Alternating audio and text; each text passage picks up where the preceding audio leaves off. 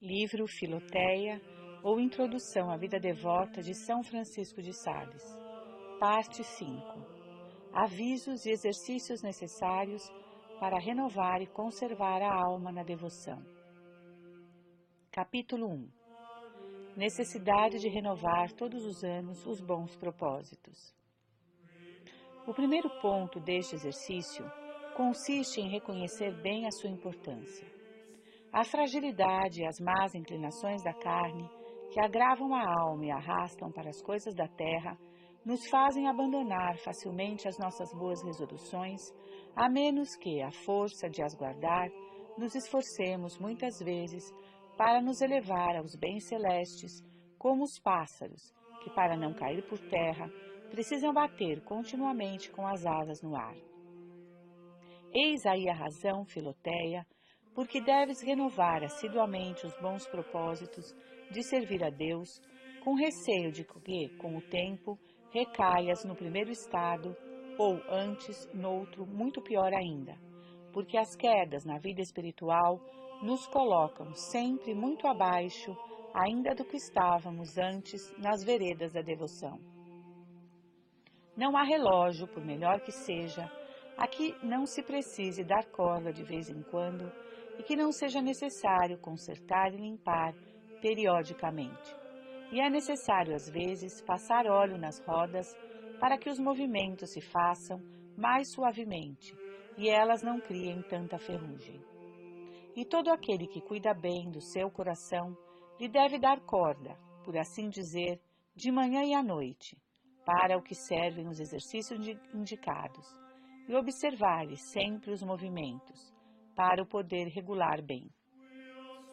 É necessário que, ao menos uma vez ao ano, ele examine minuciosamente e cuidadosamente as suas disposições para reparar as faltas que se poderão ter intrometido, renová-las inteiramente e procurar premunir-se, quanto possível, com a unção da graça que recebe na confissão e na comunhão.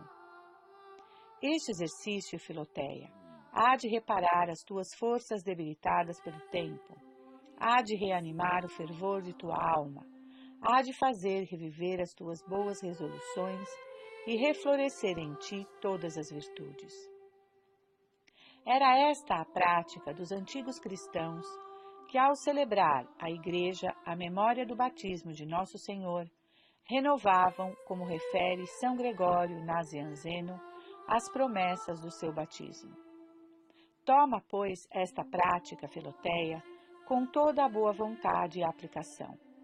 Escolhe um tempo oportuno, segundo o conselho do teu diretor, para um retiro de alguns dias, e então, com todo o recolhimento, medita sobre os pontos seguintes, segundo o método expendido na segunda parte.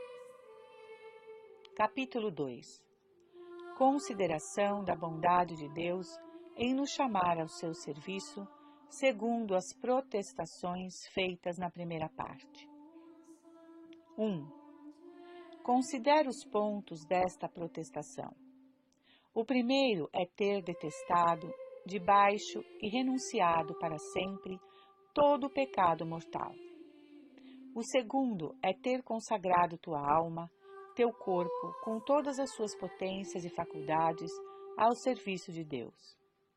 O terceiro é que, se cometeres alguma falta, te levantes imediatamente.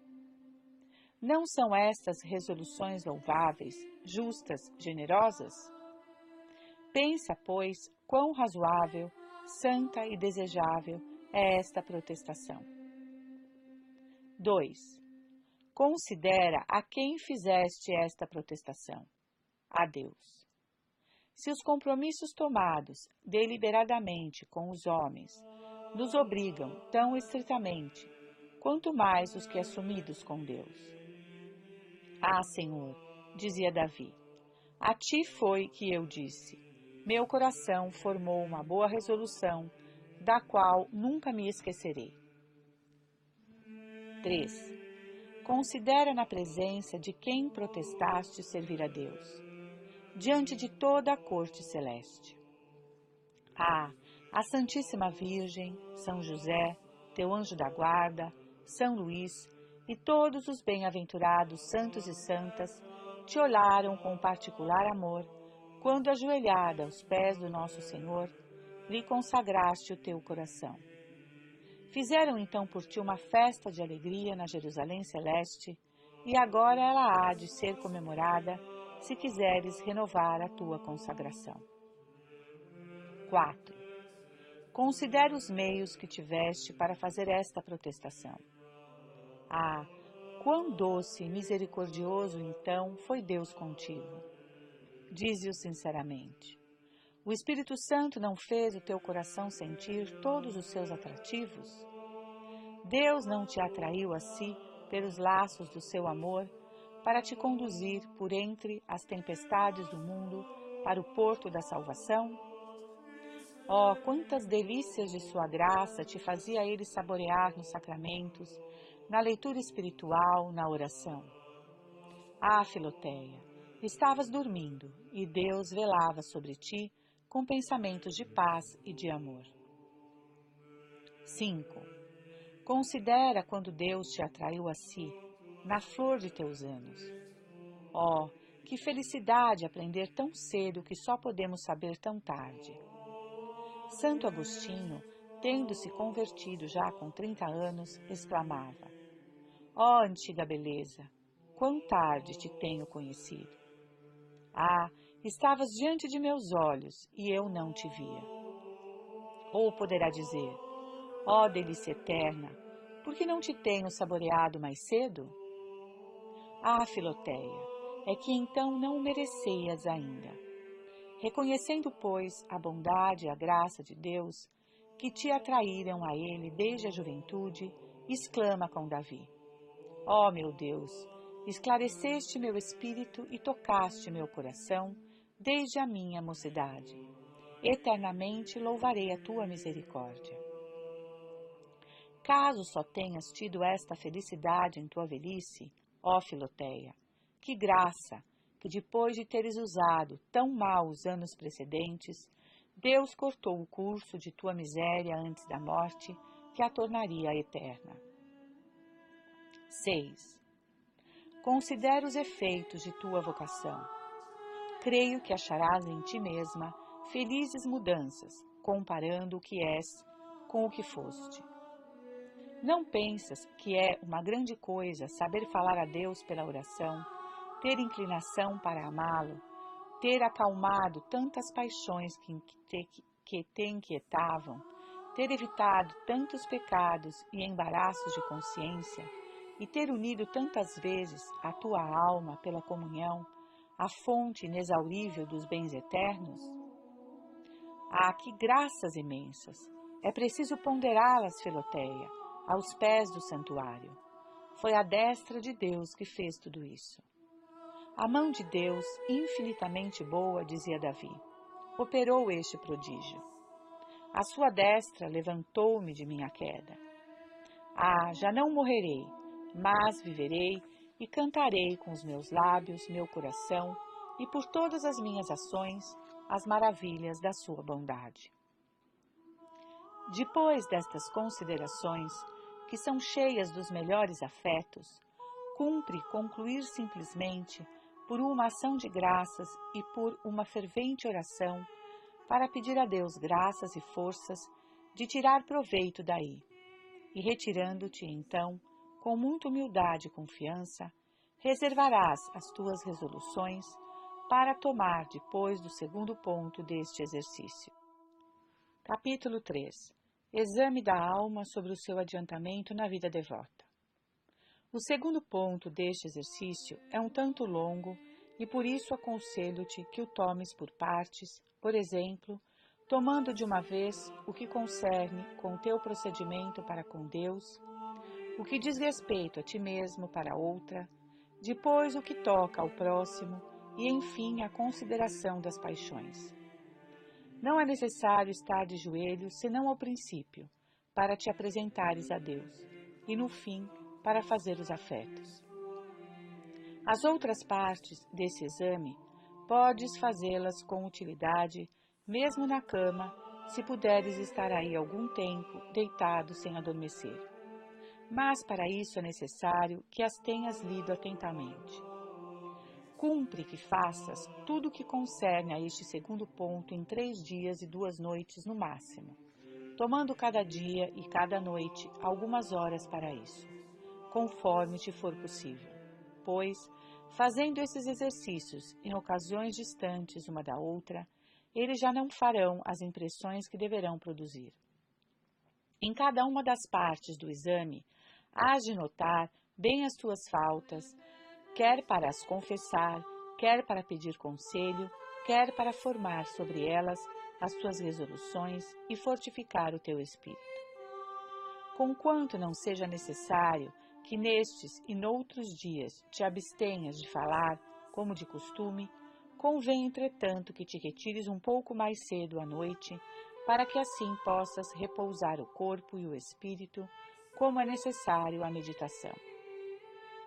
Durante o dia, faze frequentes aspirações a Deus, a Nossa Senhora, aos anjos, a toda Jerusalém celeste, mas dirige-as com um coração cheio de amor a Deus e de desejos de tua própria perfeição. Para começar, pois, este exame: 1. Põe-te na presença de Deus. 2. Pede luzes ao Espírito Santo, como Santo Agostinho, que exclamava diante de Deus em espírito de humildade: Ó Senhor, conheça eu a vós e conheça-me a mim mesmo. Dize com São Francisco: Quem sois vós, meu Deus, e quem sou eu? Protesta que não queres conhecer o teu adiantamento para te regozijares em ti mesma, mas unicamente para te alegrares em Deus, glorificá-lo e agradecer-lhe. Protesta também que, se como pensas, achares muito diminuto progresso ou até retrocesso, de nenhum modo te deixarás abater ou desanimar, mas que, ao contrário, procurarás te animar e melhorar, reparando as tuas faltas com a graça de Deus. Depois disso, examina tranquilamente como tem sido a tua vida para com Deus, para com o próximo e para contigo mesmo. Capítulo 4. Exame do estado da alma para com Deus. 1. Que diz o teu coração com respeito ao pecado mortal? Tens a firme resolução de não cometê-lo por nada neste mundo? Nisto consiste realmente o fundamento da vida espiritual. 2. Que diz o teu coração relativamente aos mandamentos de Deus? Ele os acha bons, suaves e agradáveis? Ah, Filoteia, quem tem o paladar e o estômago sadio, gosta dos pratos bons e rejeita os maus. 3. Que diz o teu coração acerca do pecado venial? É impossível velarmos tanto sobre nós mesmos que não cometamos nenhum. Mas não há algum para o qual tenhas uma inclinação especial, ou que seria pior ainda, ao qual tenhas afeto? Que diz o teu coração dos exercícios espirituais? Gostas deles? Tu os estimas? Não te desagradam? Não sentem desgosto neles? A qual deles sentes mais ou menos afeto? Ouvir a palavra de Deus, ler e falar dela, meditá-la, servir-se dela em suas aspirações, confessar-se, pedir conselhos espirituais, preparar-se para a Santa Comunhão, comungar, moderar as suas inclinações, que há em tudo isso para o que sentes aversão? E se achas alguma coisa que tenha menos atrativos para ti, examina de onde vem isso. 5. Que diz o teu coração de Deus mesmo? Desagrada-te a lembrança de Deus ou achas consolo nisso?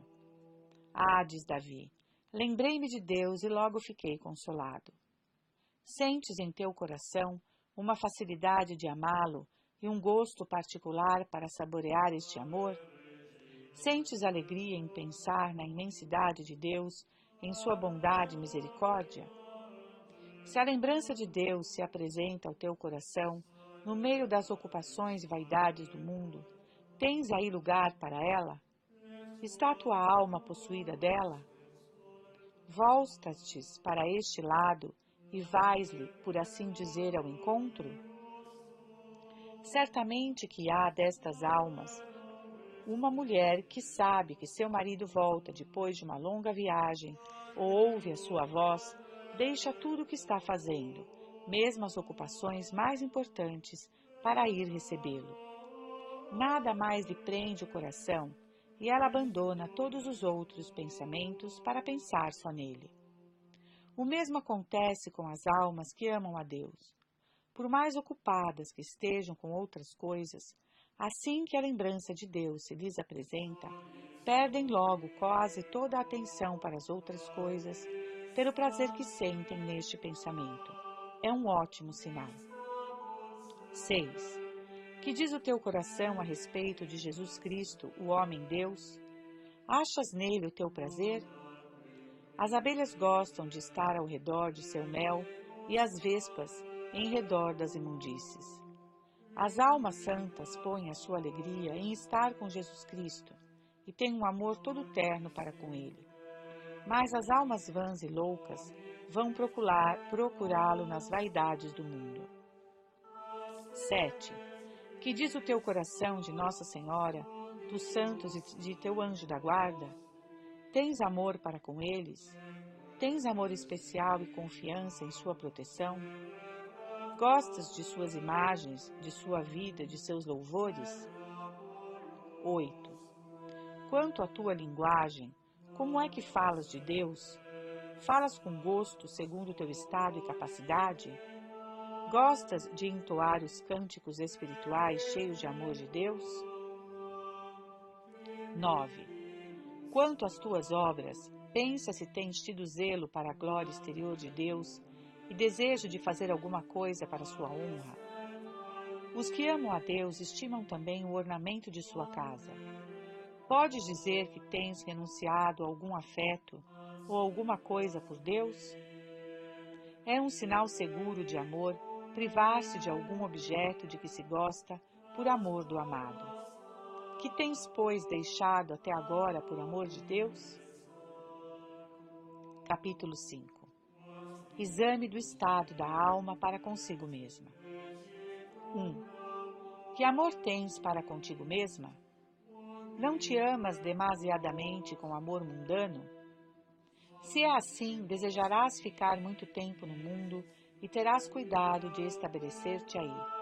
Mas, se é para o céu que te amas, terás grande desejo de deixar esta terra, ao menos te conformarás facilmente a deixá-la quando for a vontade de Deus. 2. É bem regrado este amor para contigo mesma? O amor desregrado é, pois, a nossa própria ruína. Ora, o amor regrado quer que amemos mais a alma que o corpo, que tenhamos mais cuidado de adquirir virtudes do que tudo mais, e estimemos mais a glória eterna do que as honras mundanas e passageiras.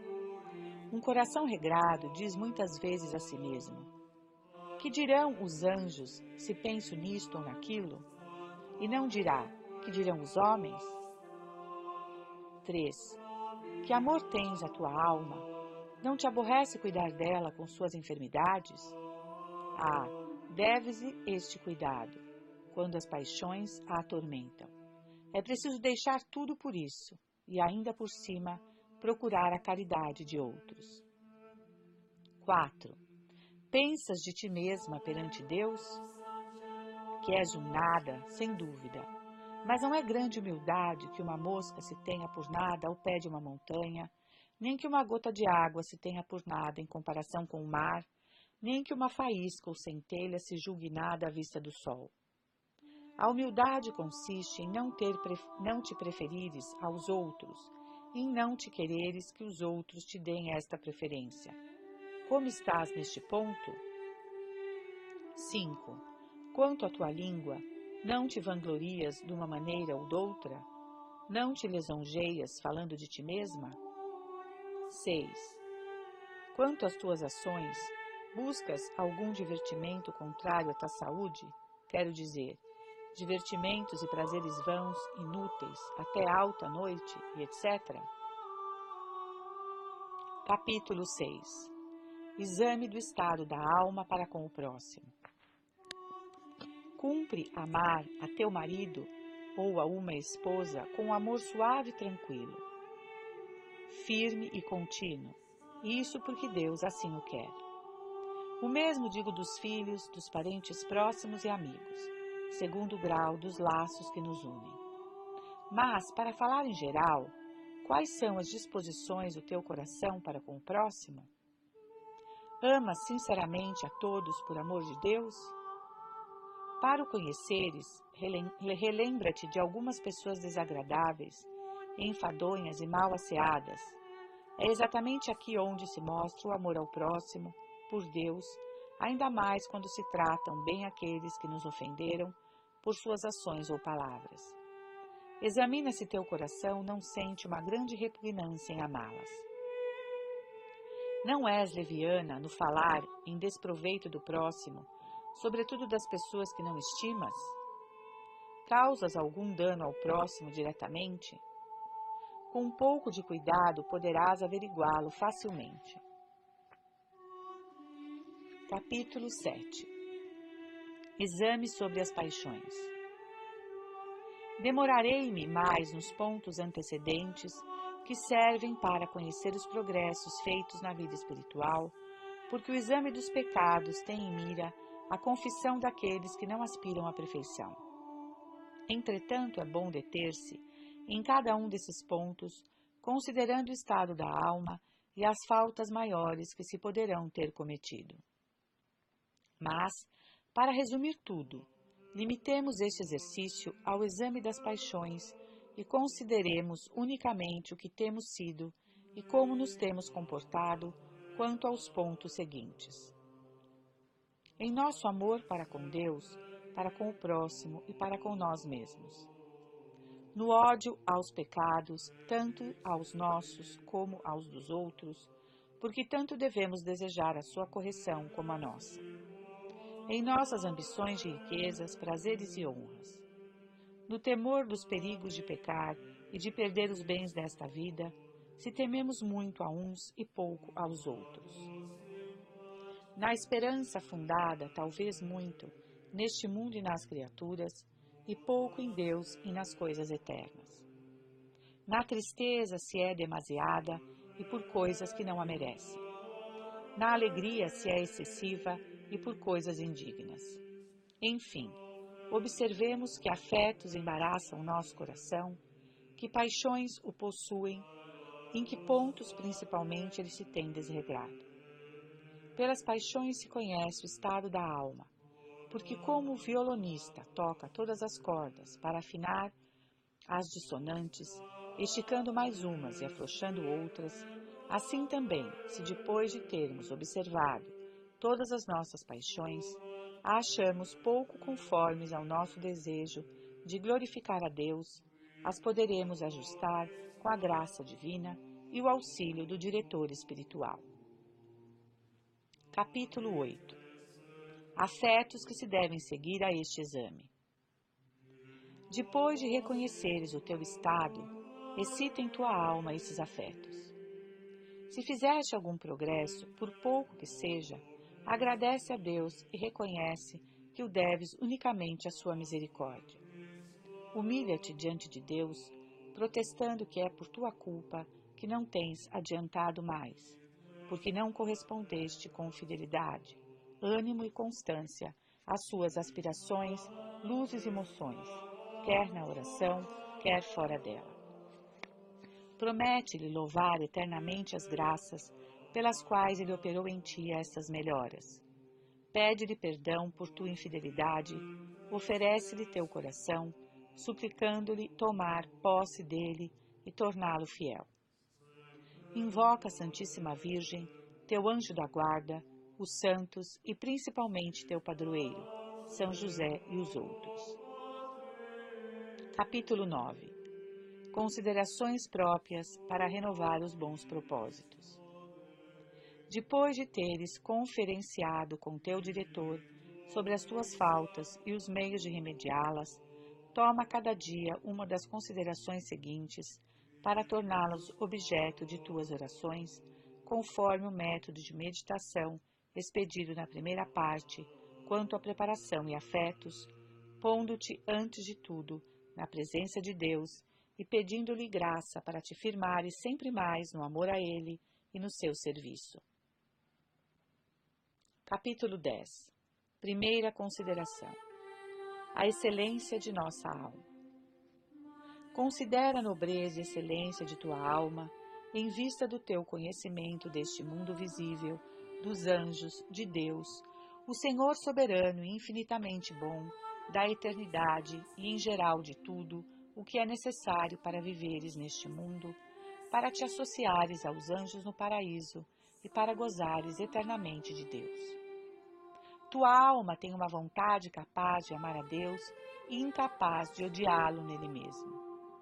Vê quão nobre é teu coração, que nada achando entre as criaturas que o possa saciar plenamente, só encontra o seu repouso em Deus.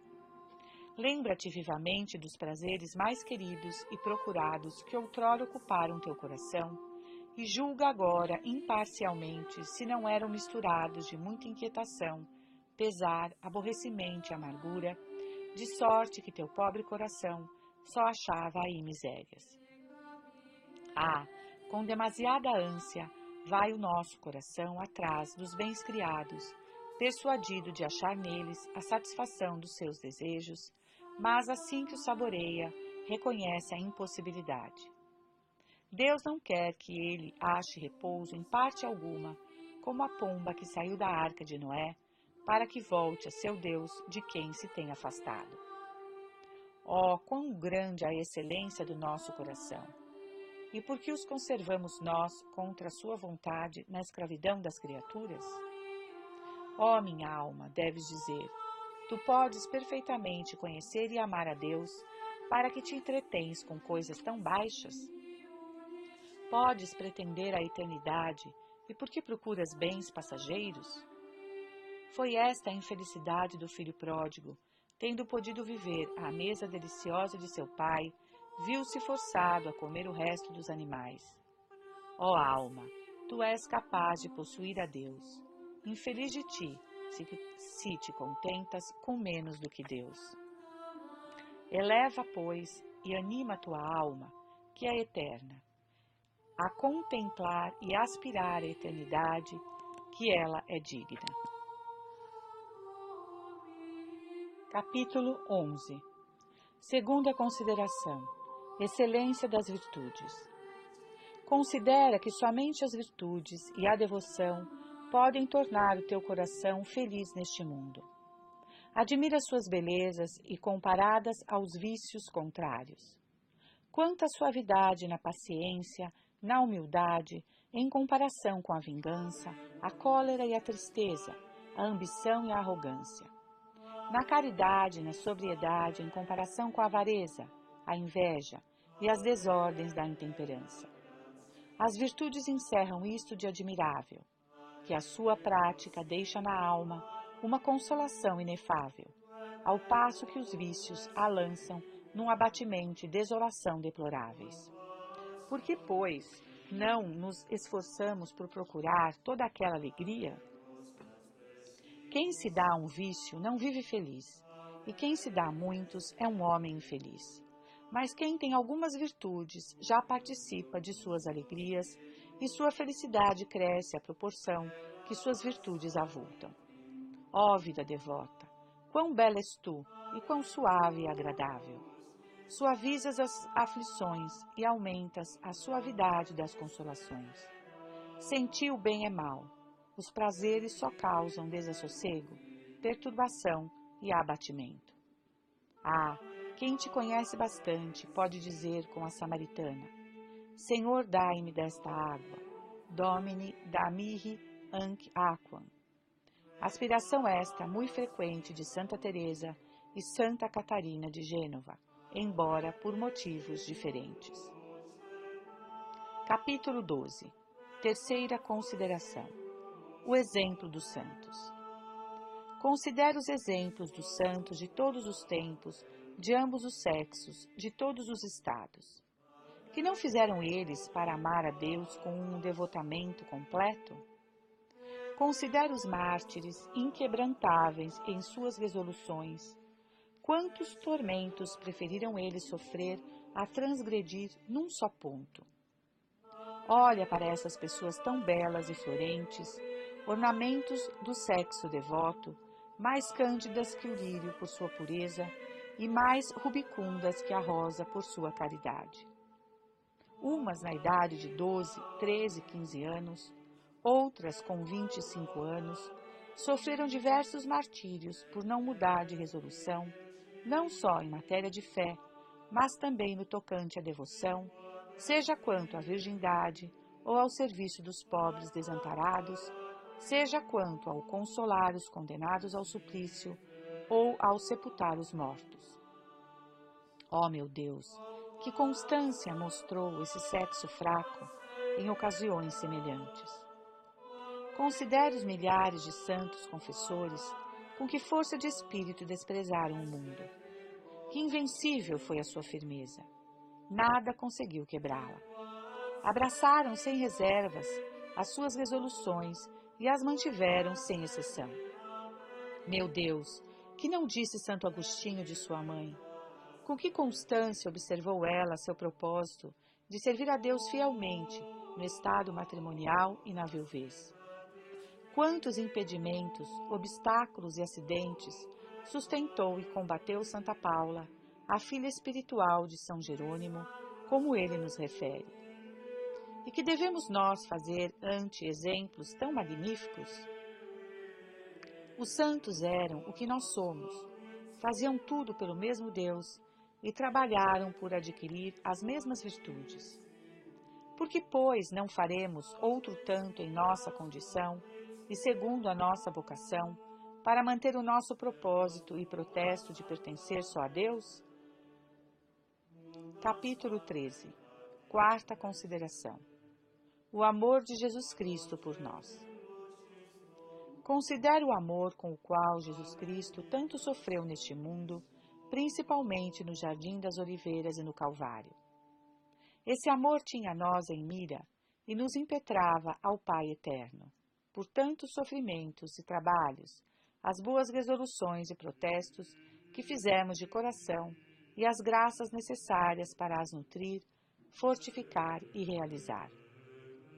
Ó santas resoluções, quão preciosas sois, sendo o fruto da paixão de nosso Senhor. Ó, quanto minha alma vos deve apreciar, pois que tanto custastes a Jesus. Ó Senhor de minha alma, vós morrestes para me conceder a graça de fazê-las. Dai-me, pois, a graça de antes morrer do que perdê-las. Pondera bem, Filoteia. É certo que o coração do nosso Jesus pregado na cruz estava considerando o teu, que ele amava, e para o qual impetrava, por este seu amor, todos os bens que tens recebido e receberás no futuro. Sim, Filoteia, bem podemos dizer com Jeremias: Senhor, antes de eu ter nascido, olhavas para mim e me chamavas pelo nome. Não duvidemos, o bom Jesus, que nos regenerou na cruz, nos leva em seu coração, como uma mãe ao filho em seu seio. A bondade divina preparou-nos aí todos os meios gerais e particulares de nossa salvação. Todos os atrativos e graças de que ele se serve agora para conduzir nossa alma à perfeição, como uma mãe que prepara para seu filho tudo o que sabe lhe poderá ser necessário depois do nascimento. Ah, meu Deus, devias gravar isso profundamente em nossa memória. É possível que eu tenha sido amado e amado tão ternamente de meu Salvador, que ele tenha pensado em mim individualmente e em todas as pequenas ocasiões pelas quais ele me quis atrair a si? Na verdade, quanto devemos amar, apreciar e empregar utilmente tudo isso. Dulcíssimo pensamento! O coração terníssimo de Jesus pensava em Filoteia, amava e lhe procurava 1000 meios de salvação, como se não houvesse no mundo outras almas em que ele tivesse que pensar. O sol, iluminando um único lugar na terra, não seria mais claro que agora, quando a ilumina toda inteira. Ele me amou, de São Paulo, e se entregou por mim, como se ele nada tivesse feito para os outros homens. Eis aí, Filoteia, o que deves gravar em tua alma, para apreciar devidamente e nutrir a tua resolução, que foi tão estimada e preciosa ao coração do Salvador. Capítulo 14. Quinta consideração: o amor eterno de Deus por nós. Considero o amor eterno que Deus tem tido por nós, antes da encarnação e da morte de Jesus Cristo. A majestade divina te amava infinitamente e te predestinava para o seu amor. Mas quando é que ele começou a te amar? Começou a fazê-lo quando começou a ser Deus. E quando começou a ser Deus? Nunca, porque sempre o foi, sem começo nem fim. E seu amor por ti, que nunca teve começo, preparou-te desde toda a eternidade as graças e favores que tens recebido. Diz ele a nós, todos pelo profeta Jeremias: com amor perpétuo te tenho amado, e te atraí a mim, tendo misericórdia de ti. Ele o diz a ti, como a todos os outros. Deves, pois, ou ao seu amor, todas as boas resoluções que tens tomado. Ó Deus, quão preciosas devem ser estas resoluções, que desde toda a eternidade a divina sabedoria e bondade tinha em vista. Quão caras e preciosas devem elas ser para nós, que não deveríamos sofrer antes que perdê-las, embora todo mundo tivesse que perecer. Porque todo mundo junto não vale uma alma, e uma alma não vale nada sem estas resoluções. Capítulo 15. Afetos gerais sobre as considerações precedentes para concluir este exercício. Ó santas resoluções, contemplo-vos como a santa árvore de vida que Deus plantou no meio do meu coração e que nosso Senhor veio regar com seu sangue para que produza frutos abundantes. Antes 1000 mortes do que permitir que arranquem de meu coração. Não, nem as vaidades, nem as delícias da vida, nem as riquezas, nem as aflições me obrigarão a mudar de intenções. Ah, Senhor, é a vossa bondade paternal que acolheu meu coração, por pior que seja, para trazer frutos dignos de vós, a quem eu devo tudo isso. Quantas almas não tiveram esta felicidade? Quando, pois, poderei me humilhar bastante perante vossa misericórdia? Ó resoluções deliciosas e santas, se eu vos conservo, vós me conservareis a mim. Se vós viveis em minha alma viverá em vós. Ficai, pois, para sempre em meu coração, ó queridas resoluções, eternas que sois na misericórdia de Deus. Estai e vivei sempre em mim, que jamais vos abandonarei. Depois desses afetos, será bom particularizar aqui os meios de conservar estes propósitos. São principalmente o uso frequente dos sacramentos, as boas obras, o cuidado de corrigir as faltas que reconhecemos ter cometido, a fuga das ocasiões más e a fidelidade em seguir os conselhos que nos deram. Enfim, protesta vivamente, milhares de vezes, que hás de perseverar nestas resoluções, como se tivesses o coração nas mãos, oferece-o a Deus, consagrando e santificando-lhe inteiramente, dizendo que o pões nas suas mãos, que jamais quererás retomá-lo, mas sim, que queres fazer sempre em toda parte a sua santa vontade. Pede a Deus que te renove inteiramente, que te abençoe e conserve assim, pelo poder de seu Espírito. Invoca a Santíssima Virgem, teu anjo da guarda, os santos, São Luís e outros. Nestas santas disposições, Com o coração comovido pela graça, ajoelha-te aos pés de teu diretor espiritual, acusa-lhe numa confissão geral as faltas principais que notastes, e tendo pronunciado diante dele e assinado a protestação que tens feito, recebe absolvição com esses mesmos sentimentos. Enfim, une o teu coração, assim renovado, a seu princípio e a seu Salvador, pela recepção do sacramento da Eucaristia. Capítulo 16. Sentimentos que se devem conservar depois deste exercício. No dia em que fizeres esta renovação e nos dias seguintes, deves pronunciar muitas vezes com o coração e com os lábios essas ardentes palavras de São Paulo, Santo Agostinho e Santa Catarina de Gênova. Não, eu não pertenço mais a mim. Seja viva, seja morta, eu pertenço a meu Salvador. Nada tenho de mim, nada para mim. É Jesus que vive em mim, e tudo que posso chamar meu lhe pertence. Ó mundo, permanece sempre o mesmo, e eu também até agora tenho sido sempre a mesma. Mas dora em diante não o serei mais. Não, não seremos mais nós mesmos, porque teremos o coração mudado. E o mundo que nos enganou, enganar-se-á sobre nós, porque notando só aos poucos a nossa mudança, ele nos crerá semelhantes a Esaú, e por fim nos achará semelhantes a Jacó. Nosso coração deve conservar por muito tempo as impressões desse exercício e passar suavemente das meditações aos negócios e conversas com os homens, temendo que a unção das boas resoluções não se perca de repente, porque é necessário que nossa alma esteja compenetrada delas com todas as suas potências, mas sem que isso nos custe um esforço violento do espírito e do coração.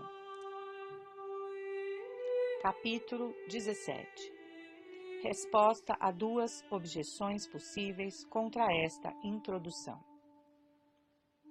Dir-te-á o mundo, Filoteia, que estes conselhos e exercícios são tantos que quem os quisesse observar não poderia dar atenção a outra coisa. Ó Filoteia, mesmo que não fizéssemos mais nada, já teríamos feito bastante, pois que teríamos feito o que devemos fazer neste mundo. Mas não estás vendo o ardil do inimigo? É verdade que se nos dedicássemos todos os dias a esses exercícios, eles nos ocupariam todo o tempo.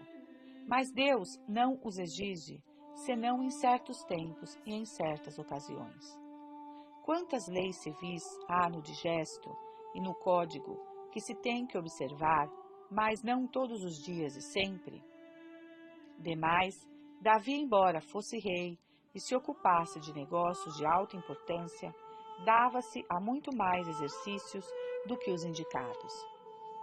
São Luís, tão grande monarca na guerra e na paz, e tão empenhado em administrar a justiça e manejar os negócios do reino, ouvia todos os dias 2 missas, recitava as vésperas e completas com seu capelão, fazia sua meditação, visitava os hospitais, confessava-se todas as sextas-feiras e trazia um cilício.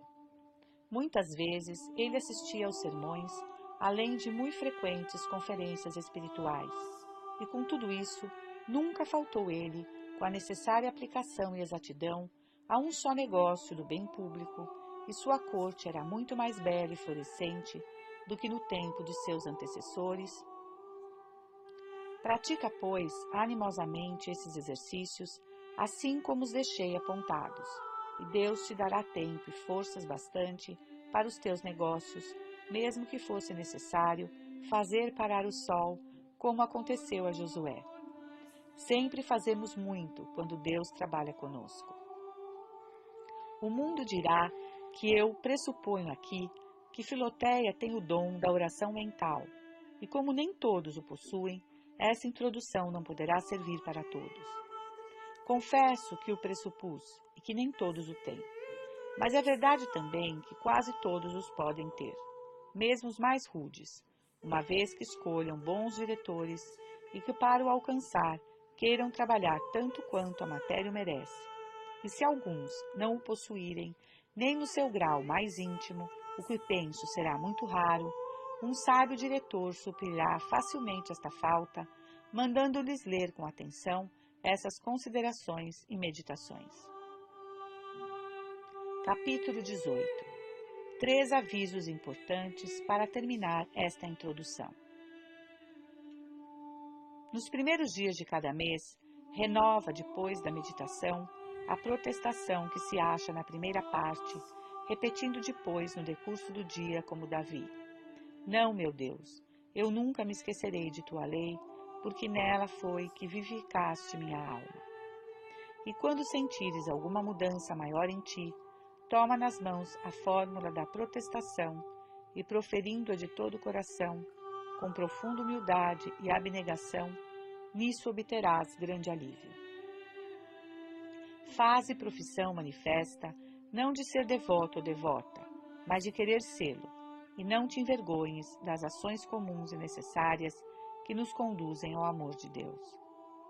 Confessa resolutamente que procuras fazer a meditação, que preferes morrer antes do que cometer um pecado mortal, que queres frequentar os sacramentos e seguir os conselhos de teu diretor espiritual, o qual, porém, por diversas razões, é melhor que não se nomeie. Esta declaração sincera de querer servir a Deus e consagrar-se de todo o coração ao seu amor é muito aceita da Divina Majestade, que não quer que se tenha vergonha de seu serviço e da cruz de seu Filho. Além disso, isto corta o caminho a muitos laços que o mundo nos quereria armar e nos obriga mesmo, por nossa honra, a sermos perseverantes. Os filósofos declaravam-se filósofos para que os deixassem viver filosoficamente, e nós devemos declarar-nos o nosso desejo da vida devota para que nos deixem viver devotamente.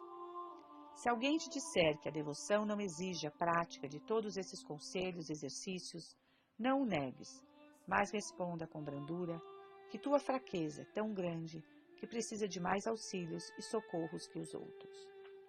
Enfim, eu te conjuro, Filoteia, por tudo que há de sagrado no céu e na terra, pelo batismo que recebeste, pelo coração com que Jesus te amou, pelas entranhas de sua misericórdia, em que depões a tua confiança, continua com perseverança no teu feliz propósito de levar uma vida devota. Os dias voam e a morte está a bater à porta. A trombeta de São Gregório Nazianzeno toca a retirada. Cada um se prepare para o juízo que está próximo.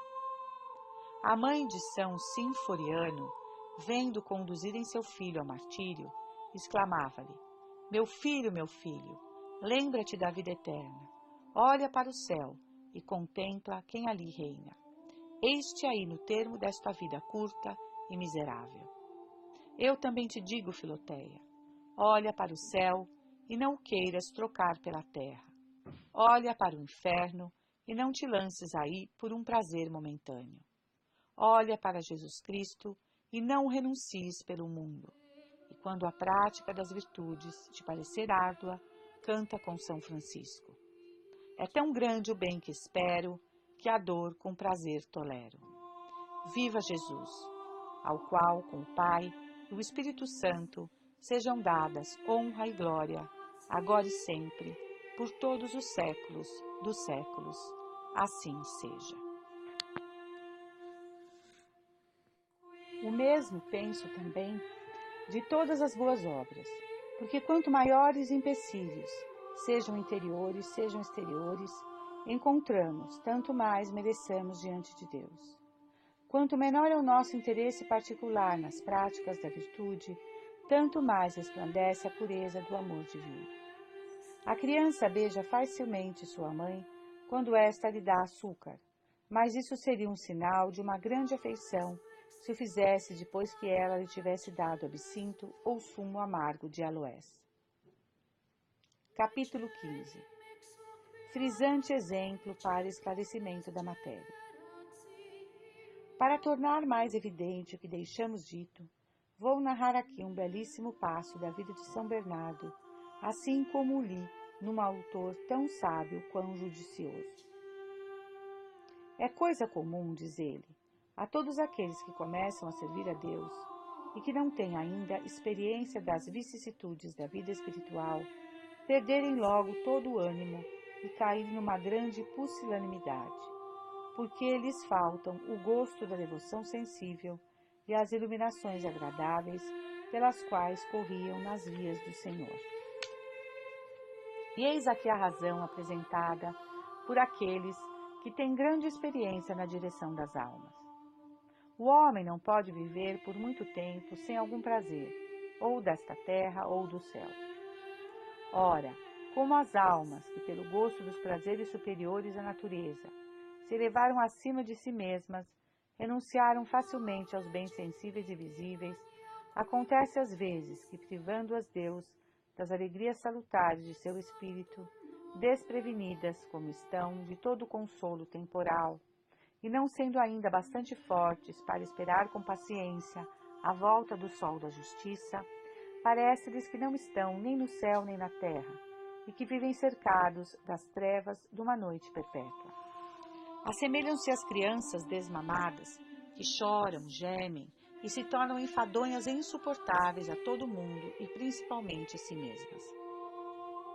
Foi exatamente isso que aconteceu numa das viagens de São Bernardo a um religioso chamado Godofredo de Pérone, o qual se tinha consagrado, havia pouco, ao serviço de Deus.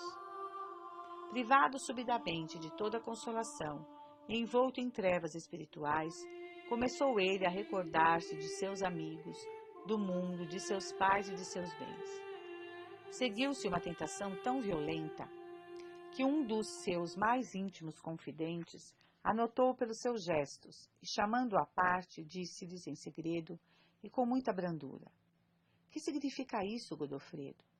Qual a causa por que te vejo, contra o teu costume, tão pensativo e triste?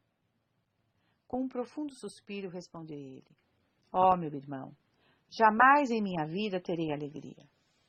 O amigo, tocado de compaixão e de um verdadeiro zelo de caridade fraterna, foi imediatamente comunicar isso ao seu pai comum, São Bernardo. Dirigiu-se logo este santo à igreja vizinha para rezar pelo pobre aflito, de tão triste que deitara sobre uma pedra e adormecera.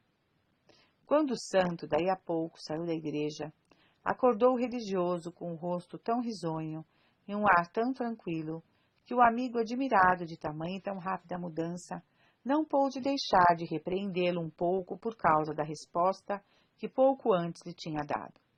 Ao que replicou Godofredo: Ó, se eu disse que jamais em minha vida eu teria alegria, asseguro-te agora que nunca mais terei tristeza por toda a minha vida. Esta foi, pois, a tentação. Mas, Filoteia, será bom refletires um pouco sobre ela. 1. Deus faz saborear as delícias celestes, de ordinário, àqueles que entram em seu serviço, para desprendê-los dos prazeres do século e para assegurar o seu coração nos caminhos do seu amor. Como uma mãe que serve do mel para acostumar seu filhinho a amamentar-se. 2. Entretanto, depois de algum tempo, tira-lhes Deus o leite e o mel segundo as sábias disposições de sua misericórdia, para os acostumar ao alimento mais sólido, isto é, a fim de fortificar a devoção por prova de desgostos e tentações. 3. Levantam-se às vezes grandes tentações no meio das securas e esterilidades do espírito, e aqui é necessário distinguir bem, porque as tentações, posto que não podem vir de Deus, devemos combatê-las continuamente. Mas as securas espirituais, que, segundo os planos de Deus, nos devem servir de exercício, cabe-nos sofrer com paciência. 4. Não nos devemos deixar abater pelos desgostos, nem dizer como bom Godofredo: nunca mais terei alegria, porque durante a noite devemos esperar pela luz. E igualmente não se deve dizer nos dias prósperos e felizes da vida espiritual: nunca mais terei tristeza, porque o sábio nos aconselha: nos dias felizes lembra-te da desgraça. Eclesiástico 11:21. Nos trabalhos e sofrimentos, portanto, é preciso ter esperanças, nas prosperidades temor, e num e noutro estado, uma grande e contínua humildade. 5. Ótimo meio, enfim, é descobrir todo o mal a um amigo sábio espiritual que possa ajudar. Enfim, para concluir esses avisos salutares, observo que neste ponto, como em todas as coisas, Deus e o inimigo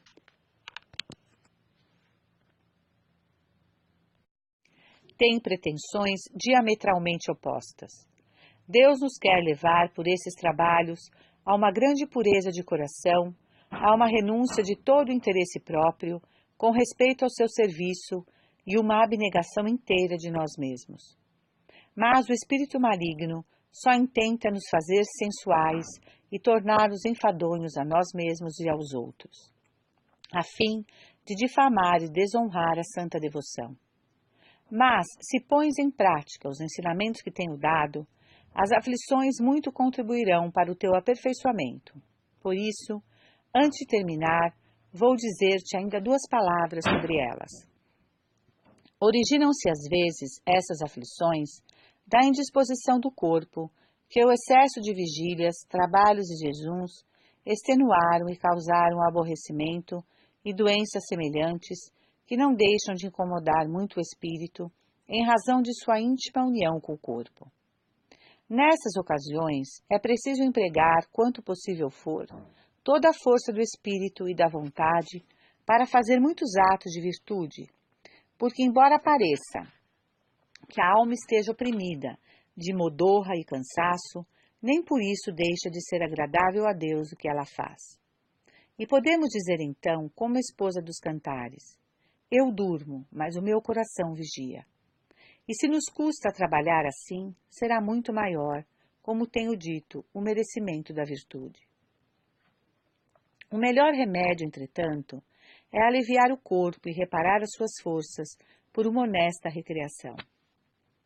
São Francisco ordenou a seus religiosos de moderarem tantos trabalhos que não servissem de impedimento ao fervor do espírito.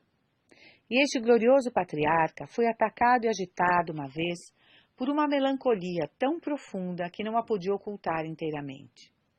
Se queria conversar com os religiosos, não o podia. E se procurava solidão, achava-se pior ainda. A abstinência e a maceração da carne o extenuavam, e a oração não lhe trazia nenhum alívio. 2 anos passou, ele neste estado lastimoso, crendo-se abandonado por Deus. Mas depois dessa atroz tempestade, que ele sustentou humildemente, Nosso Senhor, no momento, lhe restituiu a tranquilidade. Aprendemos daí que nem os maiores servos de Deus foram livres dessas provações, e que os outros não se devem admirar se às vezes lhe acontece alguma coisa semelhante.